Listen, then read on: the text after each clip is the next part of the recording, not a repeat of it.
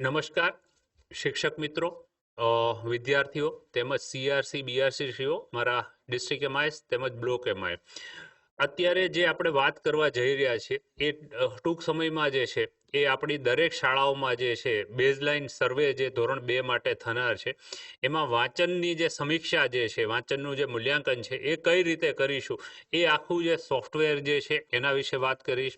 કઈ રીતે શિક્ષકો જે છે એ આ બાળકોનું ઇવેલ્યુશન કરી શકશે એના વિશે આપણે વાત કરીશું. અને ઇવેલ્યુશન થવાના અંતે બાળક પાસે અને શિક્ષક પાસે કયા રીતનો ડેટા રહેશે એના વિશેનું જે સોફ્ટવેરની જે ગાઈડલાઈન છે એ હવે હું તમને આપીશ. આપ જરા જે છે એ ધ્યાનથી આને સાંભળજો. વાંચન સમીક્ષા બોર્ડ જે છે એ વિદ્યાર્થીઓની વાંચન ઝડપ ચોકસાઈ મૂલ્યાંકન માટે એક નૂતન પહેલ કરતા એઆઈ ટેકનોલોજી માધ્યમથી નવું પ્લેટફોર્મ જે છે એ અહીંયા નિર્માણ કરવામાં આવ્યું છે. અને આ નવીન ટેકનોલોજીના માધ્યમથી સમય અને શક્તિનો બચાવ કરી આપણે તમામ વિદ્યાર્થીઓની જે છે ઝડપ અને ચોકસાઈનો ડેટા ઉપલબ્ધ જે છે એ કરી શકીએ છીએ. આપણે અત્યાર સુધી જે છે તો એ બાળકનું જે ઇવોલ્યુશન કરતા હતા એ સેમ્પલ બેઝિસ ઉપર કરતા હતા. એકે વખત આપણી પાસે સેન્સર ડેટા નથી. હવે અત્યારે જે માનનીય ત્રિવેદી સાહેબ, એસપીડી સાહેબની સૂચનાથી આપણે દરેક બાળકનું જે છે એ વાંચનની જે છે એ આપણે ઇવોલ્યુશન જે છે એ કરવા જઈ રહ્યા છીએ.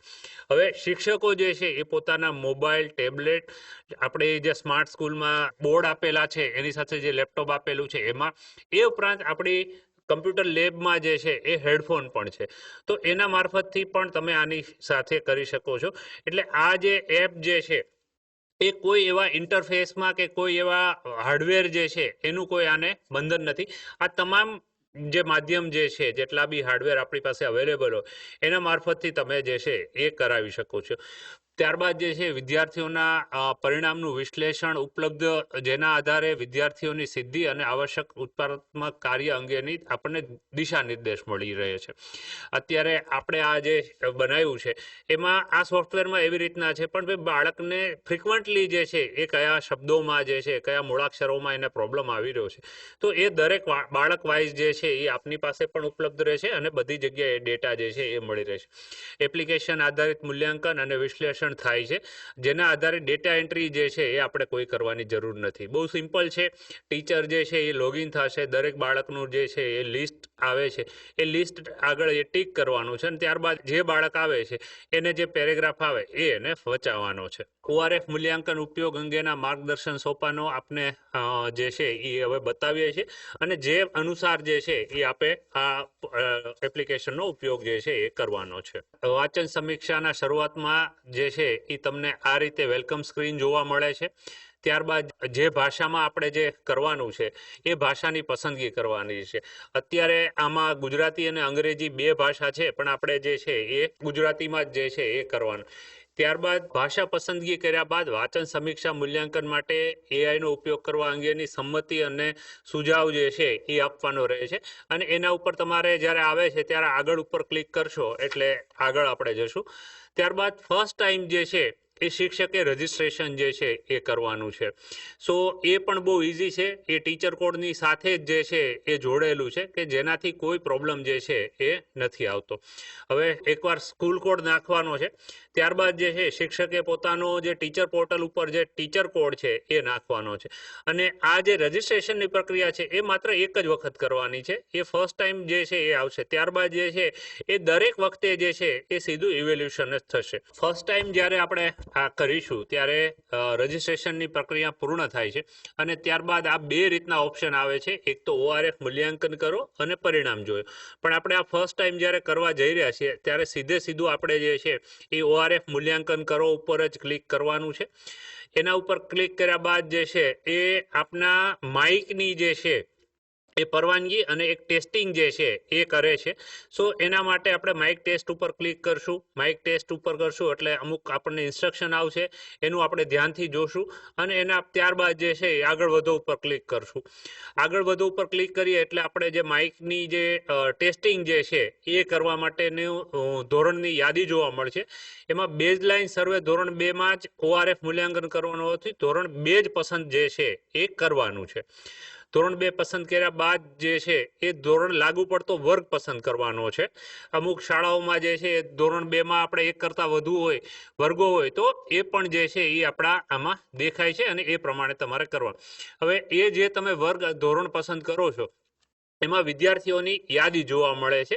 એ જે CTSમાં જે સિક્વન્સ છે એ મુજબ જ આમાં વિદ્યાર્થીઓનો સિક્વન્સ જે છે એ તમને જોવા મળશે. અને જે વિદ્યાર્થી આવે છે એ વિદ્યાર્થીનું તમારે આમાં નામ પસંદ કરી એના ઉપર ક્લિક કરવાનું છે. એના ઉપર વિદ્યાર્થી ઉપર ક્લિક કરશો એટલે જેમાં જે સ્થળ મૂલ્યાંકન થઈ રહ્યું છે તે સ્થળ લોકેશન જે છે એ શેર થશે. એટલે એના ઉપર તમારે ક્લિક કરવાનું છે. એકવાર લોકેશન શેર કર્યા બાદ જે છે એ ORF મૂલ્યાંકન શરૂ કરવા માટેનો વિકલ્પ જોવા મળશે અને તેના ઉપર ક્લિક કરવાનું જે છે. મૂલ્યાંકન આપણે શરૂ લોકેશનની પ્રોસેસ આપણી પૂર્ણ થયા બાદ જ્યારે થઈ જાય છે ત્યારબાદ જે છે એ આપણે મૂલ્યાંકન શરૂ કરીશું. એટલે એના ઉપર જ્યારે આપણે મૂલ્યાંકન શરૂ પર ક્લિક કરશું એટલે પેરેગ્રાફ જે છે એ ખુલશે. એમાં GCRT દ્વારા જે પસંદ થયેલા જે છે એ અલગ અલગ પ્રકારના જે છે એ પેરેગ્રાફ છે. દરેક બાળકને જે છે એ સેમ પેરેગ્રાફ નહીં આવે, અલગ અલગ પેરેગ્રાફ આવશે જેથી કરીને બાળકનું જે છે એ સાચું મૂલ્યાંકન જે છે એ થઈ શકે. અને મૂલ્યાંકન શરૂ કરો ત્યારે જ્યારે ક્લિક કરીએ છીએ ત્યારે આ રીતનો પેરેગ્રાફ આવશે અને એનું આપણે જે છે એ બાળકો પાસે જે છે એ વાંચન કરાવવાનું છે. એક વખત જ્યારે બાળકનું જે વાંચન જ્યારે થઈ જાય છે અને એ વાંચન જ્યારે પૂર્ણ થાય છે ત્યારે આ રીતનો એક મેસેજ આવશે અને ત્યારબાદ જે છે એ આપણે એકવાર થઈ ગયું ત્યારબાદ જે છે એ આપણે સબમિટ ઉપર ક્લિક કરીશું એટલે એક બાળકનું જે છે એ બાળકનું રીડિંગ કરેલું જે છે એ સબમિટ થયું અને એ આપણે અહીંયા જોઈ શકીએ છીએ. આ એક કામ પૂરું થયું ત્યારબાદ જે છે આપણે બીજા બાળકનું પણ સેમ આ રીતે જે છે એ મૂલ્યાંકન જે છે એ કરી શકીશું. આપણે છેલ્લી સ્લાઇડમાં જોયું કે જ્યારે સબમિટ કર્યું છે એ સબમિટ કર્યા બાદ જે છે એ બીજા વિદ્યાર્થીને પછી તમારે પસંદ કરવાનું છે અને સેમ જે આપણે જણાવી એ પ્રોસેસ જે છે એ તમારે ફરી વખત એનું રિપીટેશન કરવાનું છે. અને જ્યારે પણ તમારે આનું પરિણામ કોઈનું પણ જોવું હોય તો પરિણામ પણ તમે જોઈ શકો છો. અત્યારે હાલ પૂરતું જે છે એ ખૂબ બાળકોનું આપણે કામગીરી જ્યારે હાથમાં લઈ રહ્યા છીએ ત્યારે લાગે આપણને કે થોડોક એવો સમય જે છે એ પરિણામમાં આપણને થોડું મોડું જોવા મળે પણ દરેક બાળકનું પરિણામ તમને ચોક્કસ જોવા મળશે. એટલે અંદાજે છે 3 કલાક જેવો જે છે એ કોઈ પણ જે છે એ સમય લાગી શકે એવું છે.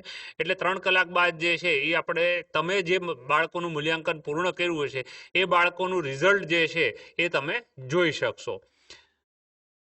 ત્યારબાદ જે છે પરિણામ જે આપણને જોવા મળે છે એમાં બીજી બધી વિગતો પણ જોવા મળે છે કે ભાઈ બાળક જે છે બાળકનું કરેક્ટ વર્ડ પર મિનિટ કેટલું છે, 1 મિનિટમાં એને શબ્દો જે છે એ કેટલા વાંચ્યા છે એનું આપણને રિઝલ્ટ મળે છે. એ ઉપરાંત જે છે કુલ શબ્દોની સામે આપણને વાંચેલા શબ્દોની સંખ્યા પણ મળે છે. એ વાંચેલા શબ્દો મળે છે, ઇનકરેક્ટ વર્ડ મળે છે, કરેક્ટ વર્ડ મળે છે, કોઈ એક વર્ડ જે છે એ ચૂકી ગયા હોય તો મિસ્ડ વર્ડ મળે છે અને કોઈ ઉચ્ચારણ આપણે ખોટું કરેલું હોય તો એક્સ્ટ્રા વર્ડ પણ જે છે એ તમે આમાં જોઈ શકો છો. આ રીતે આપણે જે છે એ દરેક બાળકનું જે છે એ મૂલ્યાંકન કરી શકીએ છીએ. આપણે જે રીતે જોયું કે ખૂબ સરળ રીતે જે છે અને ખૂબ ઝડપથી જે છે એ આપણે મૂલ્યાંકન જે છે અને વાંચનની પ્રક્રિયા જે છે એ પૂર્ણ થઈ છે.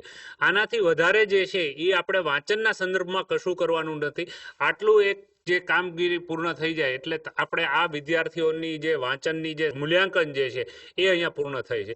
જેથી તમારું સમય અને શક્તિનો ખૂબ સારો એવો જે છે એ બચાવ થાય છે એ આપણે જોઈ રહ્યા છીએ. એટલે આ રીતે જે છે એ આપણને AI બેઝ એક આ આખું વિદ્યા સમીક્ષા કેન્દ્ર સમગ્ર શિક્ષા દ્વારા જે બનાવવામાં આવેલી એપ છે એ આ બાળકોની ખૂબ ઉપયોગી થશે એવો આપણને પૂરો કોન્ફિડન્સ છે. આપને કોઈ પણ પ્રોબ્લેમ આવે તો વિદ્યા સમીક્ષા કેન્દ્રની જે હેલ્પલાઇન છે એમાં પણ તમે ફોન કરી શકો છો. એ ઉપરાંત આપણે તાલુકા પર જે ડિસ્ટ્રિક્ટ MIS છે, બ્લોક MIS જે છે એનો પણ કોન્ટેક્ટ કરી અને તમારે કોઈ પણ સમસ્યા હોય તો એનું નિરાકરણ જે છે એ મેળવી શકો છો. આશા છે આપને આ બાબત જે છે એ પૂરી સમજાય છે, આપને ટેકનિકલી બહુ ક્લિયરિટી આવી ગઈ છે. એમ છતાં આપના કોઈ પ્રશ્નો હોય તો આપ VSKમાં પણ ફોન કરી શકો છો અને બ્લોક MIS તેમજ ડિસ્ટ્રિક્ટ MISનો કોન્ટેક્ટ કરીને પણ આપણી સમસ્યાઓનું નિરાકરણ કરી શકો છો. આભાર, ધન્યવાદ.